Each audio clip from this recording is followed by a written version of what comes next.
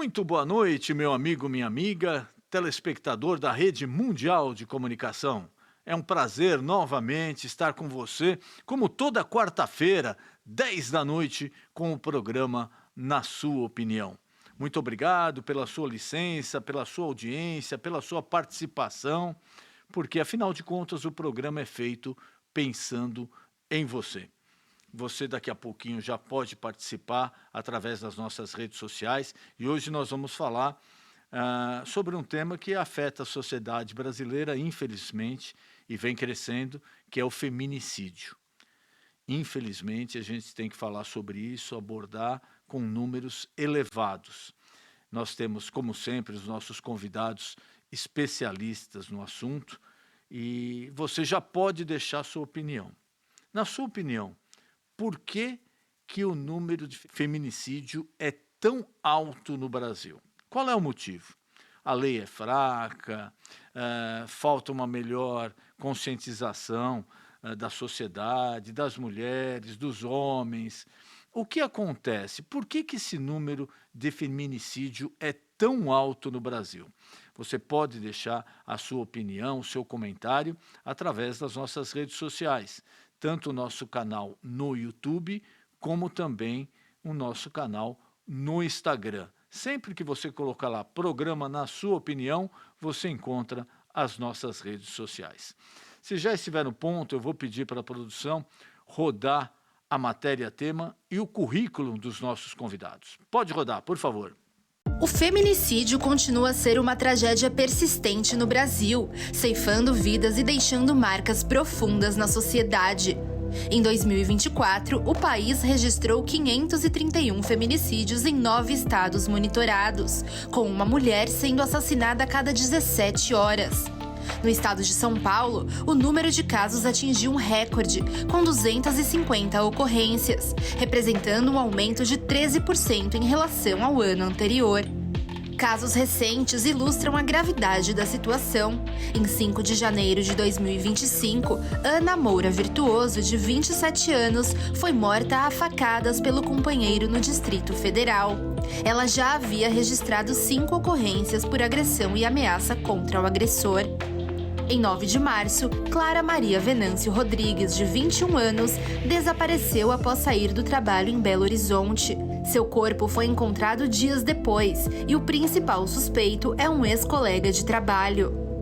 No Ceará, Natane Alves Salles, de 20 anos, foi sequestrada e assassinada a pedradas após sair de um culto religioso em fevereiro. 3 homens foram presos pelo crime. Em Cajamar, em São Paulo, Vitória Regina de Souza, de 17 anos, desapareceu em 26 de fevereiro. Seu corpo foi encontrado em uma área de mata e o caso está sendo investigado como possível crime de vingança. Apesar do aumento de 225% nos julgamentos de feminicídios nos últimos 4 anos, segundo o Conselho Nacional de Justiça, a violência contra a mulher persiste. Especialistas apontam que muitas vítimas hesitam em denunciar por medo, dependência econômica ou esperança de mudança do agressor. Organizações como o Fórum Brasileiro de Segurança Pública e o Memorial Quem Ama Liberta trabalham para visibilizar o problema e exigir ações mais efetivas para proteger as mulheres. É fundamental que o Estado ofereça uma rede de apoio robusta para acolher as vítimas e prevenir novos casos de feminicídio. Celeste Leite dos Santos é presidente do Instituto Brasileiro de Atenção Integral à Vítima. É promotora de justiça em último grau do Colégio Recursal do Ministério Público de São Paulo, doutora em Direito Civil, mestre em Direito Penal e idealizadora do Estatuto da Vítima. Ilmar Muniz é advogado especializado em Direito Constitucional, Penal e do Consumidor. É professor universitário e diretor do grupo CM Advocacia. Em sua trajetória, recebeu o Prêmio de Profissional do Ano em 2019 e o Prêmio de Professor Destaque em 2013.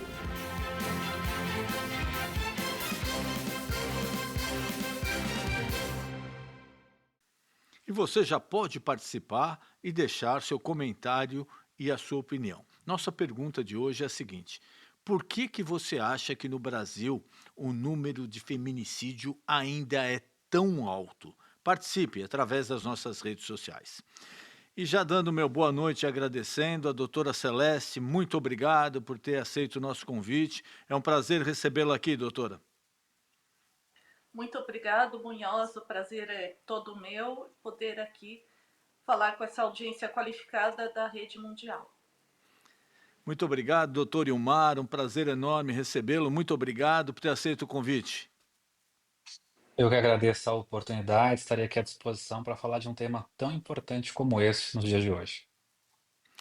Eu já queria passando aos nossos convidados, começando com a doutora Celeste. Muita gente fala que com o advento da Lei Maria da Penha, a situação deveria estar melhor do que está agora. E outras pessoas acham que não, que é uma legislação que ela foi ineficiente, ela foi ineficaz, ela não atendeu às necessidades da sociedade. Eu queria que a senhora desse um parecer, antes da gente entrar em alguns detalhes, números, etc., mas um parecer geral sobre o assunto. Por que esse número ainda no Brasil é tão elevado, doutora? Bom, primeiro cumpre destacar que a Lei Maria da Penha é uma das 3 melhores legislações do mundo. Mas se nós formos contextualizar na nossa realidade, nós fizemos um movimento diverso dos países europeus, por exemplo, porque lá primeiro eles fizeram uma legislação ampla e geral protetiva a todas as vítimas, como inclusive a recomendação da resolução 4034 da ONU, que estabelece os princípios básicos de justiça em favor das vítimas de criminalidade e abuso de poder. Aqui no Brasil, embora tenhamos avançado na Câmara dos Deputados, ainda pende a aprovação do Estatuto da Vítima pelo Senado Federal.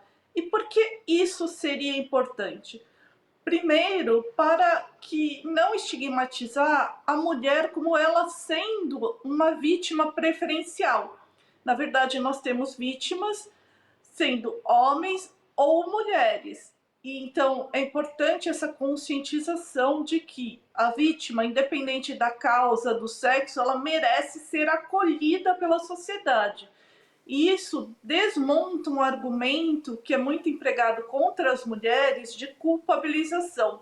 Muitas vezes ela se culpa por o fracasso de um relacionamento, ela se culpa porque não conseguiu denunciar, quando na realidade ela deveria estar fortalecendo as suas redes de apoio e sim buscando ajuda. Então é nesse contexto que nós entendemos que não basta então apenas uma legislação que foque em apenas na questão da mulher, precisando de uma legislação mais ampla e protetiva, e com isso pararmos de trabalhar políticas apenas punitivas.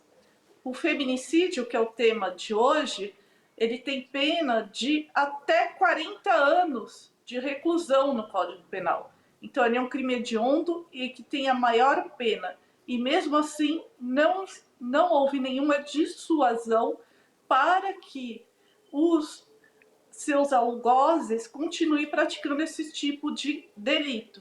Então, o que falta? Falta uma política voltada à prevenção, à própria vitimização.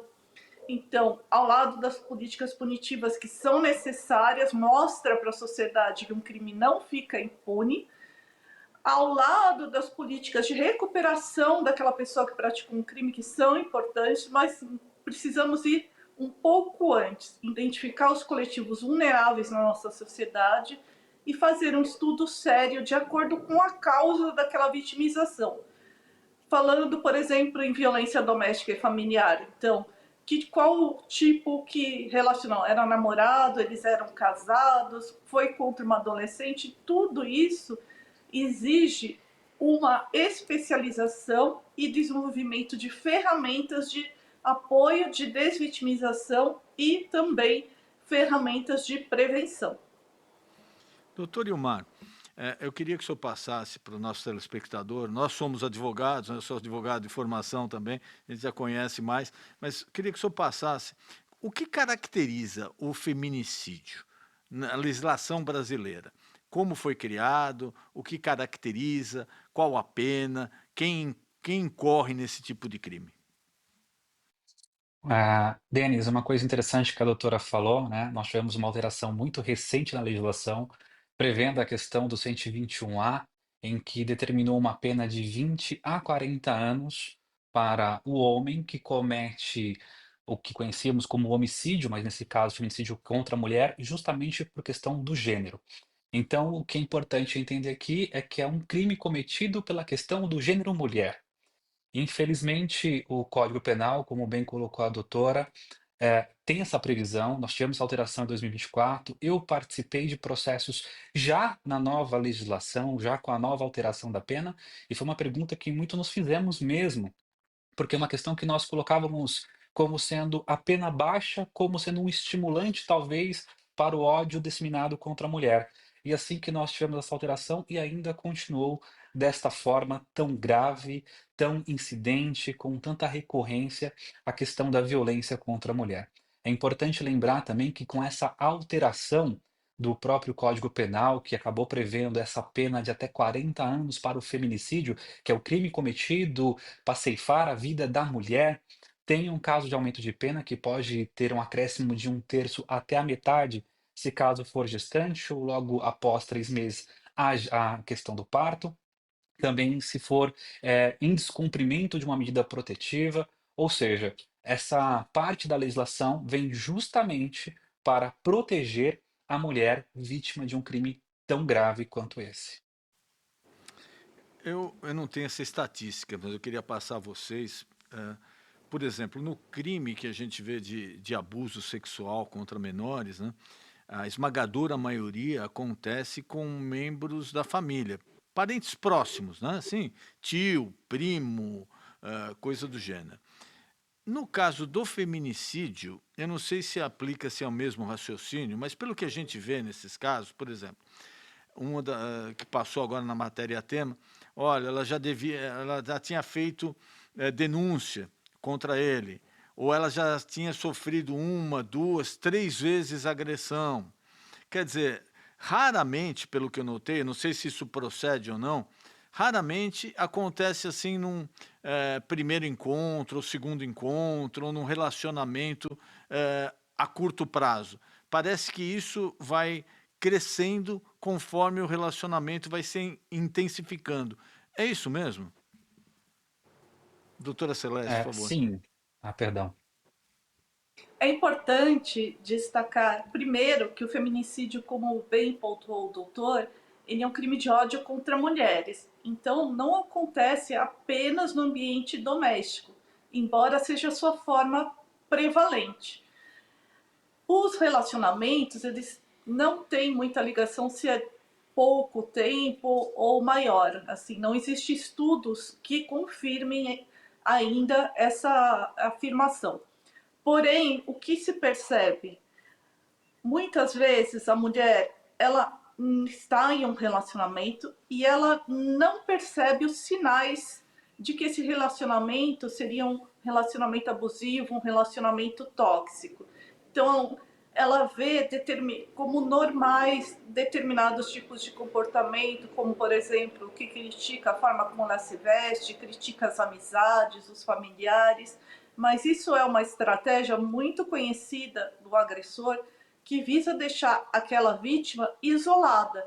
Então ela já não frequenta mais o seu grupo religioso, ela não frequenta mais outros círculos de amigos, se afasta dos parentes. O que isso acontece? Quando ela percebe que passou dessa fase, então, de uma violência moral, uma violência psicológica, e passa a ter uma violência física, que a maior parte das mulheres se percebem como vítima nesse momento. E ela denuncia. Ela está sozinha, ela não tem nenhuma rede de apoio, ela não tem ninguém que possa socorrê-la. Aí ela busca o Estado para formalizar uma denúncia. E o Estado, por mais que ele se esmere, agora, por exemplo, no estado de São Paulo, desde 2023, nós temos monitoramento eletrônico e já está se buscando implementar isso em todo o país, isso é uma ferramenta, mas não é só isso que será suficiente para eliminar esse risco. Estão surgindo inúmeros projetos de leis, alguns, a meu ver, equivocados, como, por exemplo, o Distrito Federal que aprovou o uso pelas mulheres de spray de pimenta. Eles não poderiam fazer isso, porque essa só poderia ser realizada por uma legislação federal. E esquece que isso coloca, na verdade, na vítima a responsabilidade pela sua proteção. Sendo que se ela fizer uso desse spray de pimenta, por exemplo, ela pode causar uma lesão no agressor e muitas vezes ela até responder por um processo criminal. Então, essas iniciativas equivocadas, agora recentemente uma outra iniciativa que fala que as mulheres vítimas de violência doméstica vão ter porte de arma. Qual é o preparo psicológico de uma pessoa que está numa situação de violência para portar uma arma? Isso, muitas vezes, ela só vai se colocar numa situação ainda mais de risco, aumentar o ciclo da violência, já que ela não vai ter nenhuma expertise para manusear uma arma. E realmente isso me parece extremamente equivocado. Outras iniciativas, como uma do Instituto Pró Vítima, que é o projeto Defenda-se, aí o que se busca? Que essa mulher ela reconstrua o seu círculo de amizade, de apoio, conviva com outras mulheres que estão na mesma situação que ela e ela se perceba que ela não é culpada por estar vivendo um episódio de violência, que ela tem a quem se socorrer para buscar ajuda, seja das próprias participantes do projeto, seja um acolhimento emocional, um acolhimento físico. Ela terá estratégias de defesa pessoal que não se confundem com agressão. Então, desculpe, Então, doutora, mas só abrindo um parênteses, a senhora falou do spray de pimenta. Eu vou falar na prática. Quando eu estou aí no Brasil, às vezes a gente conversa com as pessoas aí que principalmente circulam saem do trabalho tarde, em regiões assim não muito confiáveis, né, não muito seguras. E já várias mulheres me falaram: olha, eu sei que não pode, mas eu vou andar com spray sim, porque não tem polícia, que não tem proteção, a rua não é bem iluminada, então eu vou me defender. É aquela história, né? A gente sabe, pode ser processada, não é legal, não é, mas quando a vida da pessoa está em risco e a gente vê uma omissão do Estado, fica difícil também a gente chegar para a pessoa, né, e falar: não, olha, não pode, pode acontecer com você, mas não use o spray de pimenta. É difícil, né? É bem complicado. é que eu acho que, na verdade, nós estamos falando de medidas paliativas, que não enfrentam o problema. O spray de pimenta você transfere para a vítima, como você bem colocou. O Estado não tem iluminação pública, o Estado não fornece uma segurança, um policiamento ostensivo. Aqui em São Paulo nós temos iniciativas, por exemplo, que no próprio ponto de ônibus, a vítima ela tem possibilidade de buscar ajuda em tempo real, aquilo está sendo filmado, ela conversa. Então tem muitas formas o Estado se fazer presente sem muito custo, como, por exemplo, a implantação desse sistema em todos os pontos de ônibus, zelar pela iluminação pública e, com tudo isso, são medidas que, além de acolher a vítima, elas desestimulam uma eventual agressão no espaço público. Doutor Ilmar, um outro detalhe que nas pesquisas sempre me chama a atenção. Às vezes até em delegacias, etc., a gente conhece, né, delegados, amigos nossos, que quando a pessoa vai lá, a mulher vai lá, ela fala: puxa vida, mas já foi agredida 1, 2, 3, 5 vezes, né? Por que você está tomando essa providência só agora? E ela fala: não, ele me falou que ia melhorar, ele me falou que não ia mais fazer isso. Quer dizer, a gente vê que emocionalmente existe uma confusão ali com a pessoa, uma decisão. Porque será que você precisa ser agredida ou ofendida moralmente 2, 3, 10 vezes para você tomar uma iniciativa? Bom, Denis, primeiro eu tem aquela participei fase de. da conscientização. O doutor quer responder? Doutor Ilmar, por favor. Imagina, perdão.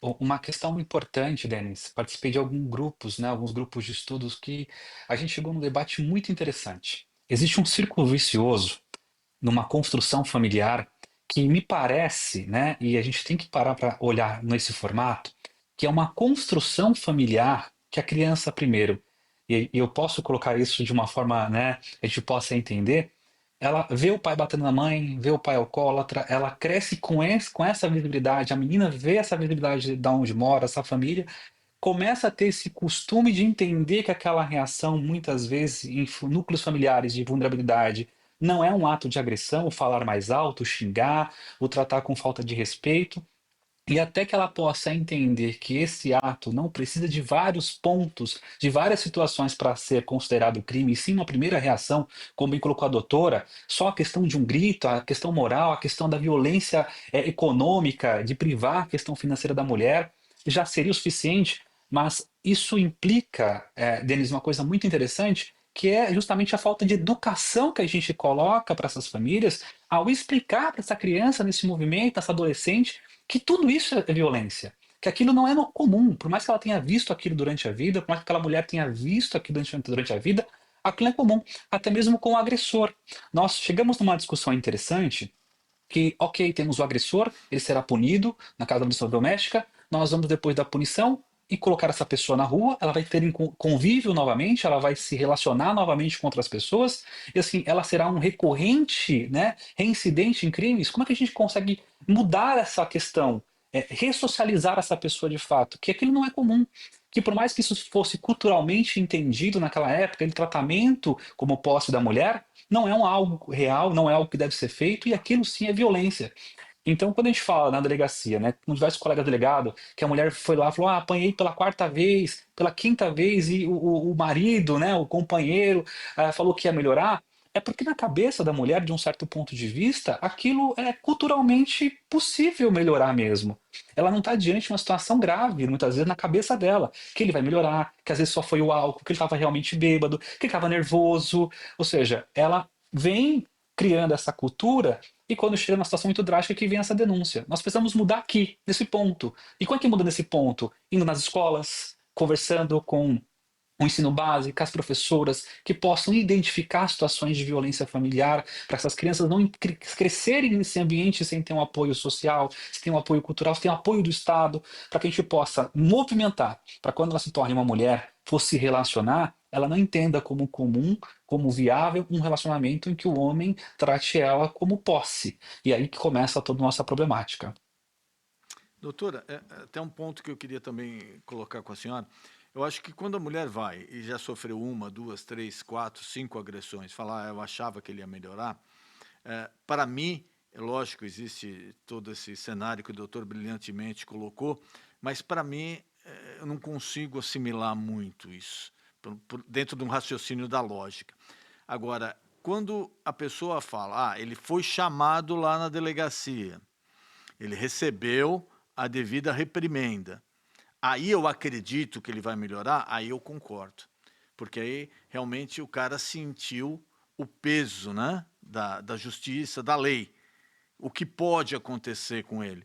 Porque nos outros casos, para mim, cria aquela sensação, eu já bati uma vez, duas vezes, três vezes, quatro vezes, ela não vai fazer nada mesmo. Deixa quieto. Agora, a hora que ele é enquadrado, vai lá uma viatura, pega o camarada, leva para a delegacia, ele, opa, mudou o negócio.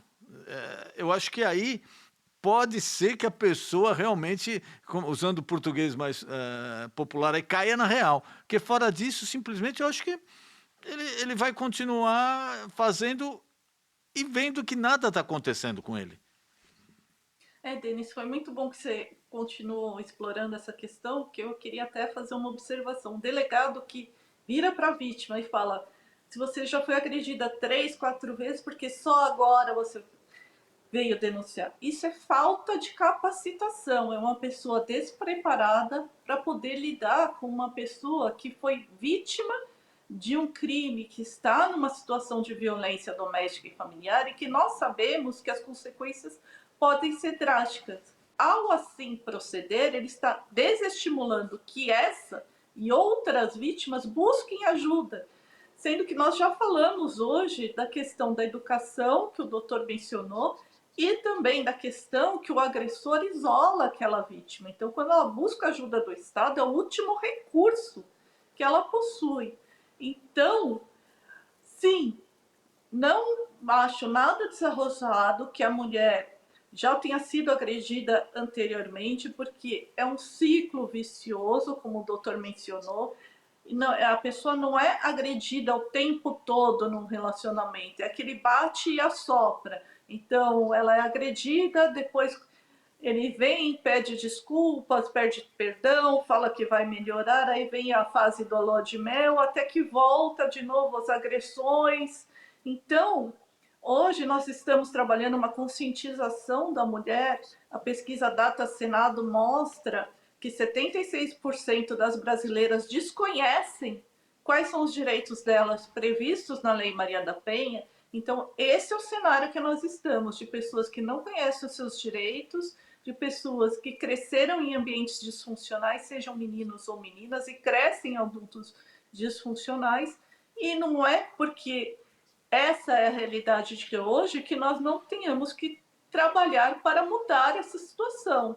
Então, toda iniciativa, toda política pública voltada à conscientização dos direitos, que a vítima, o quanto antes, perceba o risco que ela está inserida, ou seja, para que não tenhamos vítimas reincidentes. Da mesma forma que nós falamos em réus reincidentes, e em vitimologia nós falamos em vítimas reincidentes. E precisa analisar a dinâmica do casal. Não basta só analisar o comportamento da mulher ou o comportamento do homem. Nós falamos também na questão do casal criminal, como que isso é trabalhado ao longo do relacionamento e como que ela consegue se perceber em uma situação de violência. E aí, buscar ajuda. Eu queria só pedir licença a vocês um minutinho. Já tem a opinião de alguns internautas, depois eu vou pedir à produção, na sequência, para rodar O Povo Fala, mas nós já temos a participação aqui de vários internautas, eu vou pensar algumas aqui. A nossa pergunta é, na sua opinião, por que o número de feminicídios ainda é tão alto no Brasil? Nós temos aqui, a primeira opinião, tantas coisas, machismo estrutural e a cultura que a mulher é uma mercadoria. Outra opinião, pois os homens ainda veem as mulheres como menores. Tenho duas respostas, porque a Lei Maria da Penha é uma farsa e, segundo, as mulheres não sabem defesa pessoal. Por causa da desigualdade estrutural, cultural e histórica.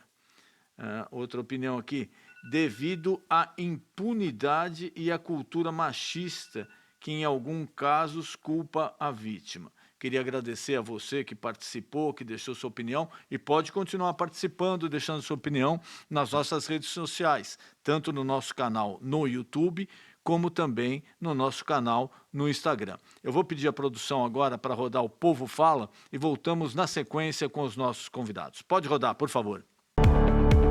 Nós fomos às ruas de São Paulo para saber a opinião das pessoas sobre feminicídio.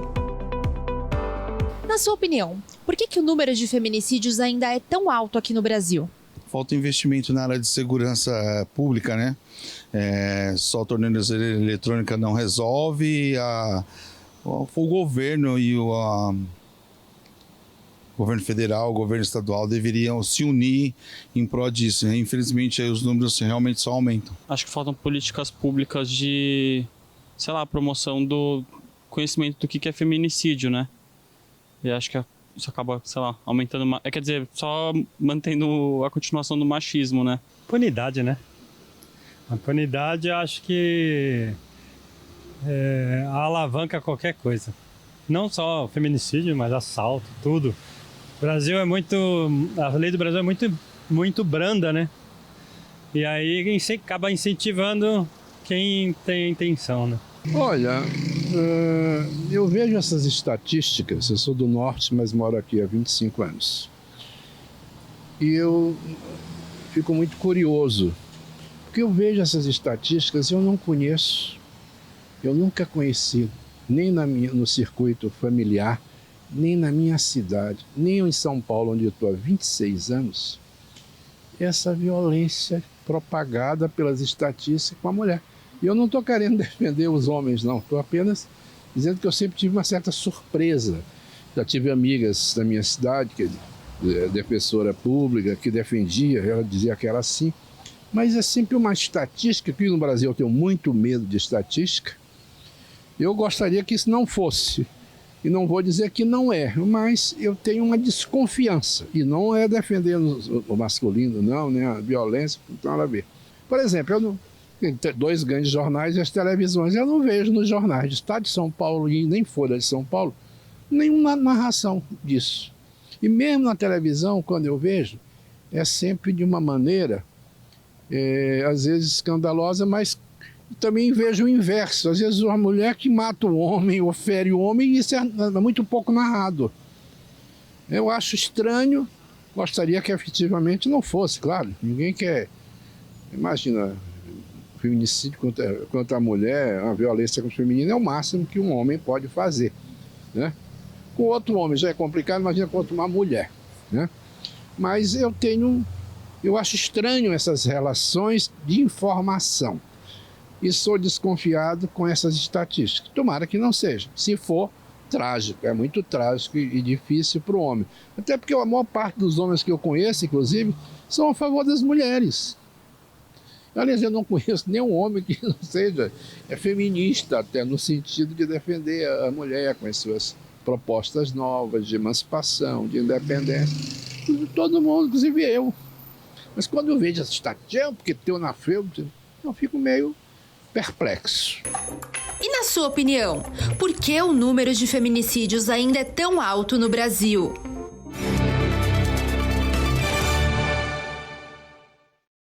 E eu queria agradecer ao meu amigo, Dr. Eude Lobo, que gentilmente participa mais uma vez do nosso programa, e já pedi à produção, se estiver no ponto, vamos rodar a opinião do doutor sobre o assunto. A enorme quantidade de feminicídios que aconteceram no estado do Rio Grande do Sul em muito pouco tempo demonstra, nas nossas avaliações biopsicossociais, que nós continuamos tendo uma quantidade enorme de homens com total desprezo pelas leis e especialmente pelas vidas de suas companheiras, namoradas, e que em situação de desconforto acabam decidindo por ceifar suas vidas. A principal explicação que nós interpretamos é a percepção, sensação ou perspectiva de impunidade. Somando-se a isto, acrescenta os comportamentos agressivos relacionados ao uso, abuso e dependência de substâncias psicoativas, especialmente de maneira muito mais grave e frequente com álcool, por ser uma substância aceitável e legítima, infelizmente, e também das substâncias psicoativas ilegais, especialmente aquelas estimulantes, como é o caso da cocaína. Diante disto, como estudiosos, pesquisadores e peritos em saúde e doença mental, verificamos também réus com transtorno da personalidade, especialmente antissocial ou psicopatas que não tiveram a oportunidade de receberem nenhum tratamento e que daí agem de maneira fria, egoísta, narcísica e, acima de tudo, ceifando vidas. Sobre a possibilidade da prevenção para a redução de índices tão alarmantes de feminicídio no Brasil, quando nós fazemos os nossos estudos psiquiátricos, forenses, psicológicos, jurídicos e do Serviço Social Judiciário, verificamos que é possível sim ter essa redução, especialmente através das mulheres solicitando por parte de seus futuros companheiros, maridos, conviventes, avaliações psíquicas. Ou seja, apesar de ser incomum, cada vez está mais frequente e solicitado, especialmente para verificar as condições de presença ou ausência de saúde mental, presença ou ausência de alterações da personalidade, presença ou ausência de comportamentos impulsivos e, o mais importante de tudo, das características em relação ao uso, abuso e dependências de substâncias psicoativas. Ou seja, é possível sim, através de uma avaliação, como se fosse um check-up mental antes da efetivação de um relacionamento mais duradouro, das mulheres solicitarem, assim como o teu exame pré-nupcial para doenças sexualmente transmissíveis, para a saúde física, também das condições psíquicas. Isto será um ótimo sinalizador sobre a previsibilidade futura de serem vítimas de agressão de qualquer natureza e especialmente sobre o risco maior ou menor de ser vítima de feminicídio de seus companheiros. Quando teve uma mudança na legislação brasileira em relação a penas mais duras aplicadas a homens autores de feminicídio, confesso que na nossa equipe tínhamos uma perspectiva otimista que fosse drasticamente reduzidos esses índices aterrorizantes. Infelizmente, não é o que estamos percebendo. Ou seja, continua, infelizmente, a percepção masculina da impunidade, o uso, abuso e dependência de substâncias psicoativas como um fator de vulnerabilidade para a agressão masculina e a condição de vítima das mulheres, e especialmente por não se ter o hábito, a cultura e o comportamento de fazer avaliações preventivas, avaliações sobre as condições psíquicas do futuro companheiro, assim como já é mais comum pedir exames físicos, por exemplo, para a exclusão ou confirmação de doenças sexualmente transmissíveis. E você, qual a sua opinião? Por que o Brasil tem um número tão alto assim de casos de feminicídio? Deixe sua opinião através das nossas redes sociais. E lembrando você, meu amigo, minha amiga, se inscreva no nosso canal no YouTube, Programa Na Sua Opinião. Você se inscrevendo, você tem acesso tanto aos programas já veiculados, como também aos programas inéditos. Está aí na sua tela, YouTube, Programa Na Sua Opinião. Bom, eu queria, voltando aos nossos convidados aqui, veja que as pessoas ainda falam, pelo que o doutor falou até da pena, etc., né? É uma coisa que não dá para entender muito, porque falam a legislação é branda. Não, não é, né? Porque quando a gente fala numa pena de até 40 anos, aí, num caso de feminicídio, não é branda a pena. O que eu noto ainda, eu não sei a opinião de vocês, mas existe um desconhecimento por parte da população, acho que da legislação e das penas que envolvem o feminicídio. É isso, doutor? Exatamente.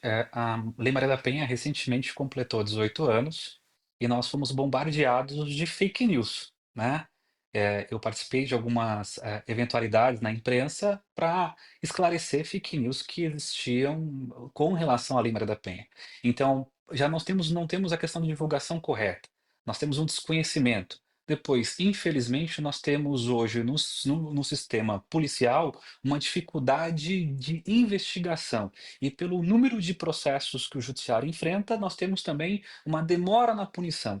Talvez o que as pessoas têm como reflexo e essa sensação de que a Lei Maria da Penha não tem uma funcionalidade é porque elas acreditam que essa demora, muitas vezes, porque nós temos diversos pontos do Brasil em que, infelizmente, há uma demora maior por questão de número de pessoas para trabalhar, a questão do sistema judiciário como um todo, acreditam que ela não funciona, que a pena é branda. Então, nós temos que dois pontos aqui importantes. Primeiro, desvincular as fake news que existem. Quantas vezes eu tive que entrar em reportagens e debates, Denis, em que as pessoas, no meio do debate, falavam que a Maria da Penha tinha mentido e que a lei foi criada em cima de uma mentira, de um processo que não existiu. Depois, falando que a Lei Maria da Penha só protege a mulher para mentir e separar o homem do filho, separar o homem da questão da sua casa, perder o seu patrimônio. Quantas vezes a gente tem que entrar para entender e colocar as pessoas dizendo, olha, a Lei Maria da Penha ela é fundamental na proteção da mulher.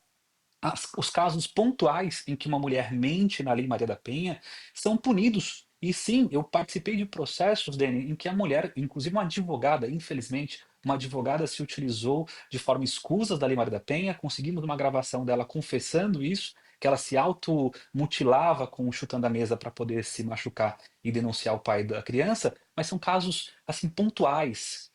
que acontecem, na sua grande esmagadora maioria, a Lei Maria da Penha ela é fundamental. Então a fake news faz com que isso aconteça, essas pontualidades, e pior, uma questão de falta de informação base nas escolas, para as famílias, para mulheres, maiores números de núcleos para que possa ter esse acompanhamento e, como a doutora falou, demonstrar o direito para essa população tão vulnerável.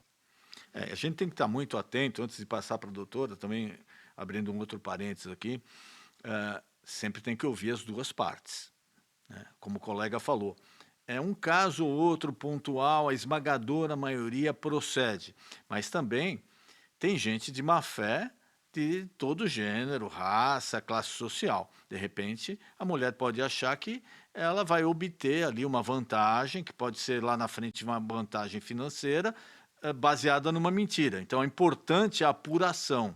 A defesa da mulher é importantíssima, mas é importante ter se apurado realmente o que aconteceu. Aqui nos Estados Unidos nós tivemos um caso famoso aqui com aquele ator, o John Depp, que inclusive ele ganhou o processo depois, né, contra uma outra ator que me fugiu o nome, que era esposa dele. Ele ganhou o caso. E tem outros casos aqui que criam até um receio. Por exemplo, aqui é normal, se você entrar num elevador que não tem filmador e tiver só uma mulher, o homem evita de entrar. Porque, se de repente, se a mulher se arranhar ali ou se machucar e falar que foi ele vai ter um problemaço. Então, é importante a defesa da mulher, sem dúvida. Eu sou marido, eu sou pai, minha filha, eu tenho que apurar e tem que saber o que realmente aconteceu. Porque também, de repente, você pode acabar com a vida de uma pessoa se for baseado só numa versão, né? Já existia um pré-julgamento baseado só numa versão. Desculpe, doutora, só um comentário que eu gostaria de ter feito.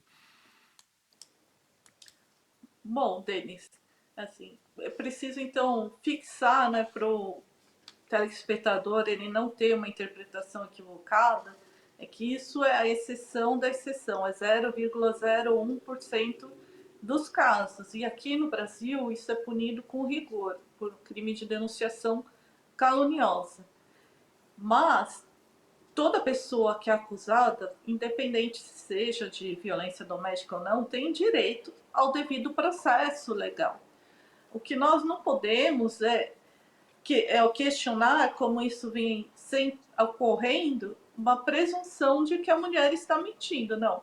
Da mesma forma que nós temos o princípio da presunção de inocência daquele que é acusado, nós temos o princípio da presunção da vitimização. Então, aquela pessoa que foi vítima, que procurou as autoridades, ela tem que ter o seu relato acolhido, validado e, claro, isso cotejado com as demais provas existentes no bojo de um inquérito policial para verificar se é o caso do oferecimento de uma denúncia. A maior parte desses casos falsos não viram processos, isso é muito importante pontuar. E, finalmente, a pessoa pode se defender, né? Aqui está o doutor advogado, eu sou promotora de justiça, então fica um pouco... Eu estou aqui defendendo, fazendo o papel de advogado do diabo, mas o que acontece na maior parte dos casos, os relatos, é que as mulheres não têm benefício algum. Elas podem até muitas vezes serem vítimas de violência doméstica, mas como ainda não houve uma correta compreensão da Lei Maria da Penha, toda a questão de uma violência patrimonial acaba resvelando numa vara de família, que muitas vezes não está tão preparada para essas questões de violência e, por exemplo, coloca um casal em que a mulher foi espancada para negociar a partilha de bens. Isso aí, as pessoas não estão em igualdade de posições. Não estando em igualdade de posições, elas não podem transigir. E na maior parte dos casos, o que acontece é que a mulher, além de ser vítima de violência doméstica, com ou sem a condenação do seu agressor, mas ela acaba sim sendo vítima de violência patrimonial. Isso é algo que nós temos levantado muito as luzes dessa questão da mulher vítima de violência patrimonial, porque ainda não está corretamente equacionada pelas instituições.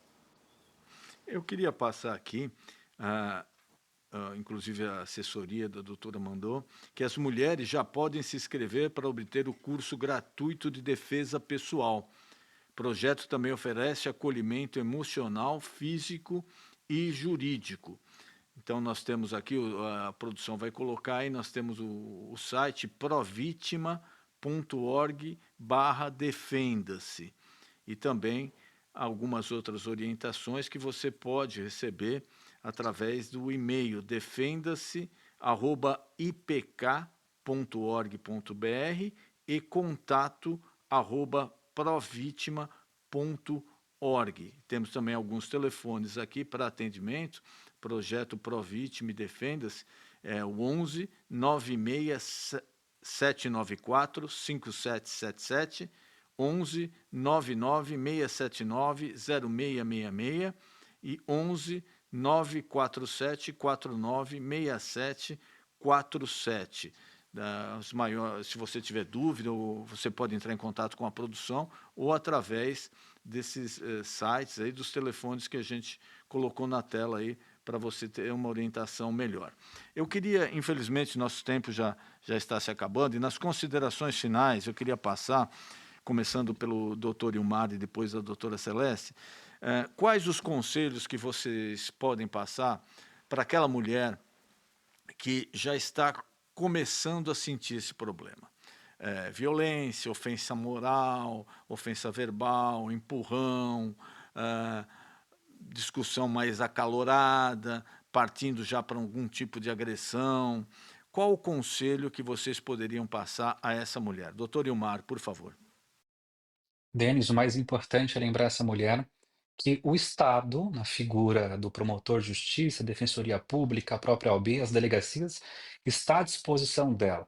Ela precisa entender que ela pode procurar esses órgãos especializados para que ela possa ter esse auxílio, tanto em entender o que está acontecendo, muitas vezes a questão patrimonial, como bem colocou a doutora, como também já a evolução das agressões, para que ela possa conseguir uma medida protetiva se for necessária a situação para aquele momento.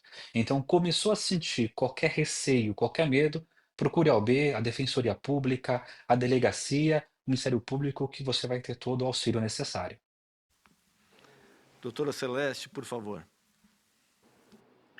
Bom, complementando, além de tudo que o doutor acabou de mencionar, que eu reitero e reforço, também vocês podem procurar o Instituto Provítima, que nós podemos ajudar você no que é necessário para realizar uma denúncia, as documentações que às vezes é interessante levar, como certidão de nascimento dos filhos, porque nessa oportunidade, por exemplo, você já pode pedir como medida protetiva não só o afastamento do agressor do lar conjugal e que ele não se aproxime mais de você, mas podemos também já fixar a guarda, alimentos de filhos, ainda que provisoriamente. Então, é importante que você procure ajuda, busque orientação e não fique só. Por exemplo, se inscreva no projeto Defenda-se, conviva com outras mulheres que passam pelo mesmo problema e seja atendida por profissionais especializados.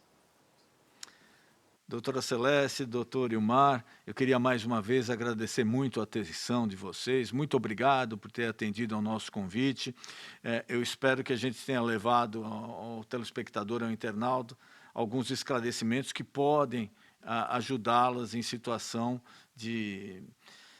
aquela situação que, com quem eu falo agora, para onde eu corro, o que eu faço, né? Então, pelo menos, acho que isso a gente conseguiu passar uma orientação. E eu queria saber também de vocês se eu posso contar com vocês para um futuro programa, para a gente analisar, fazer uma análise em cima de números mais minuciosa, como é a situação aqui no Brasil, na América Latina, no mundo, qual o nosso posicionamento. Mas muito obrigado a vocês por terem atendido gentilmente o nosso convite. Boa noite, doutora Celeste, boa noite, doutor Ilmar. Muito obrigado.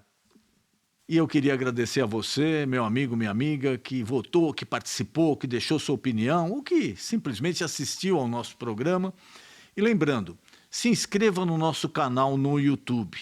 Lá você tem acesso tanto ao programa inédito, como também a todos os programas já veiculados. E querendo Deus, na próxima quarta-feira estaremos aqui novamente às 10 da noite com mais um programa Na Sua Opinião. Uma boa noite.